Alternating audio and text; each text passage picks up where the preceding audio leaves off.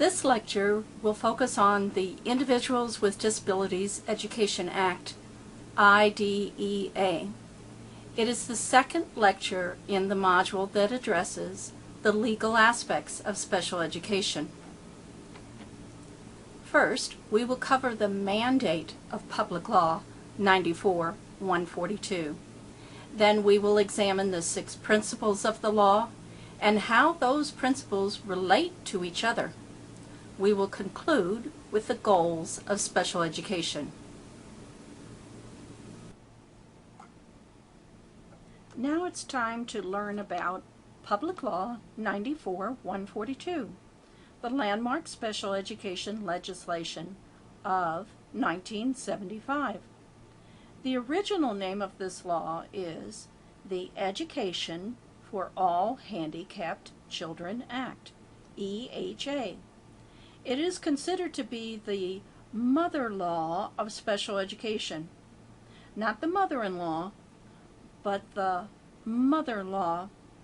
This expression implies that this law is the mother of all laws to follow. EHA provided for education of students with disabilities from 1975 to date, and it included federal funding. First, Public Law 94-142 mandated FAPE, free and appropriate public education. Free and appropriate public education for students with disabilities ages 3 to 21 years. Why should we include children as young as 3 years when kindergarten starts at age 5?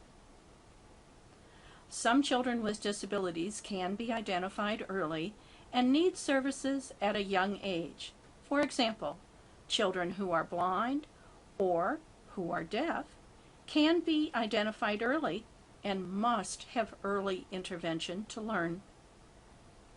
Why should we include adolescents up to the age of 21 years when most students graduate at 17 or 18? Because students with disabilities may need more time to reach their goals. For example, teenagers with cognitive delays may need more time to learn job skills and living skills. Second, Public Law 94-142 defines the educational process and the parent-student involvement.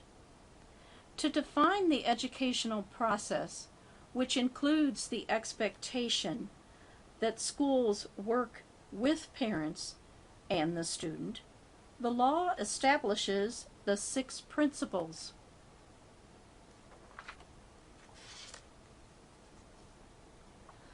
The 6 principles of Public Law 94-142 are: 1. Zero reject. 2. Non-discriminatory evaluation. 3. Appropriate education. 4. Least restrictive environment. 5. Parent and student participation and shared decision-making. 6. Procedural due process. It is important for you to understand that these 6 principles delineate the expectations for the whole process of special education. In 1990, the name of Public Law 94-142 was changed from the Education of All Handicapped Children Act to Individuals with Disabilities Education Act, IDEA. With that name change, the 6 principles are now called the 6 principles of IDEA. You are expected to know all 6 in order, including their main points and details. So let's look at each IDEA principle. Number 1, zero reject. This term is actually quite literal. How many students with disabilities can a district reject? 0. The purpose is to include all students with disabilities, no matter how severe the disability. There are two details for this principle. One, educability, and two, discipline. Remember in the Park lawsuit, Pennsylvania argued that students with MR were uneducable? This detail addresses that issue head on. Educability. Students with disabilities cannot be excluded from schools just because they have a disability, no matter how severe. Remember, in our past, and even today, some districts, principals, and teachers want to get that kid out of my room. The second detail, discipline. No cessation of services. This means when a student with disabilities has negative behaviors, we cannot just expel them and stop their special education services. Schools can use appropriate discipline, including suspension, for up to 10 days. If a student uses his or her 10 days up and gets in trouble again, the school is required to review the IEP. Finally, schools must address the behavioral issues by developing a behavior intervention plan, BIP. Number 2, non-discriminatory evaluation. The purpose is to determine whether the student has a disability and the nature of the services needed. There are 3 requirements. 1, testing must be in the student's native language. Use culturally appropriate tests. 3, must use more than one test. Here you can really see the influence of past litigations on evaluation. When it comes to testing in the native language, schools must use a test that is in the native language, and it must be administered by a trained person who speaks the language. We can't just use a translator.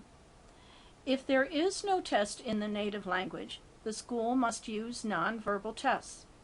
There are several nonverbal IQ tests that are valid for this purpose. Using culturally appropriate tests means that the test must include students of the same cultural background within the test's norming group. For example, a test whose norming sample included only African American and white children would not be appropriate to use with Hispanic American or Native American students. Finally, it is important to use more than one test.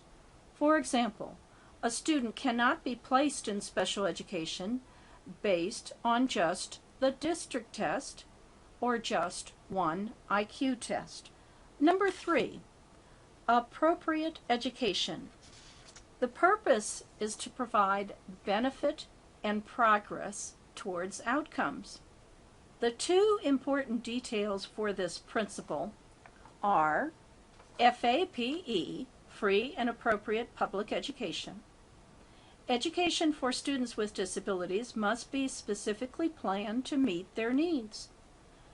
The types of plans we use include IEP, IFSP, ITP, BIP, BIP, and EYS. Let's go over these. IEP, Individualized Education Plan. This is used for school-age students. IFSP, Individualized Family Service Plan. This is used for infants, toddlers, and preschoolers, and can go up to age 8. ITP, Individualized Transition Plan. This addresses planning for the world after high school. It is embedded in the IEP. BIP, BIP, Behavior Intervention Plan. This plan specifically addresses negative behaviors of the student. EYS, extended year service plan. This plan addresses instruction to maintain skills during the summer or holidays. Typical students regain lost skills after a basic review, but some students with moderate to severe disabilities actually lose ground during the holidays or the summers. So the schools are now required to provide instruction to maintain those skills. Number 4, least restrictive environment, LRE. The purpose is to ensure that students with disabilities are educated to the maximum extent with students without disabilities. In other words, their peers. There are 4 details. Number 1, decide LRE on an individual basis. Number 2, use of the continuum of services to provide various levels of LRE. We will take a closer look at the continuum of services later in this course. Basically, it refers to different types of special education, such as a resource room where students with a mild learning disability spend part of their day, versus a self-contained special education class where students with more severe disabilities spend most of the day. Number 3, access to general education curriculum. Number 4, use natural environments for infants, toddlers, and preschoolers. This refers to a simple fact. When we work with very young children, we should work with them at home.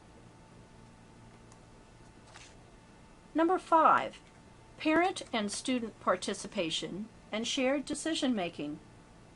The purpose is to ensure that parents and districts work collaboratively for the benefit of the student and to ensure that the student is involved in decisions. Parent and the student are part of the team, the assessment team, the IEP or IFSP team, and or the ITP team. Decision-making is a team effort. Gone are the days when the schools dictated the decisions. Additionally, the student should be part of the team so he or she can contribute to the plan and so he or she learns to be a self-advocate. Number 6, procedural due process, or parents' rights.